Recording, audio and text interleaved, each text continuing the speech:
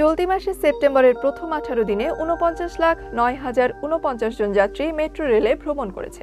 এতে metro rail কর্তৃপক্ষের আয় হয়েছে 20,67,03,591 টাকা। অথচ 2022-23 অর্থ বছরে জানুয়ারি থেকে জুন পর্যন্ত 18,28,06,514 টাকা আয় হয়েছিল।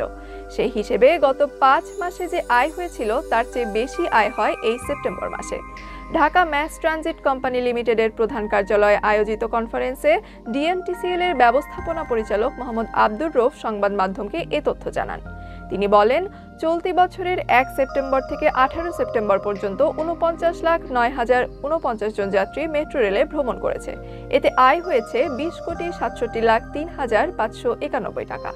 এর মধ্যে 2 শুক্রবারে 2 দিন বন্ধ ছিল। বুধবার কারিগরি ত্রুটির কারণে দীর্ঘ সময় মেট্রো রেল বন্ধ থাকায় এতে 1 কোটি টাকা লোকসান হয়েছে বলেও জানিয়েছেন মোহাম্মদ আব্দুর রউফ।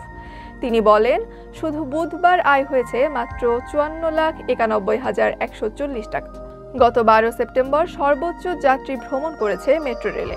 এ বিষয়ে ডিএমটিসিএল এর ব্যবস্থাপনা পরিচালক মোহাম্মদ আব্দুর রউফ বলেন, এদিন 3,43,892 জন যাত্রী মেট্রো রেলে ভ্রমণ করেছে। এতে সেদিন আয় হয়েছে সর্বোচ্চ 1,46,57,566 টাকা। এছাড়া গড়ে প্রতিদিন 3 লাখ মানুষ মেট্রো রেল ভ্রমণ করে। গত 4 মার্চ জাতীয় সংসদের অধিবেশনে আওয়ামী লীগের সদস্য এম আব্দুল লতিফের এক প্রশ্নের লিখিত উত্তরে সাবেক সেতুমন্ত্রী ওবায়দুল কাদের মেট্রো রেলের আয় সম্পর্কে বলেন, অডিট ফার্মের নিরীক্ষা করা 2022-23 অর্থবছরের চূড়ান্ত হিসাব অনুযায়ী জুন মাস পর্যন্ত মোট আয় 18,28,06,514 টাকা।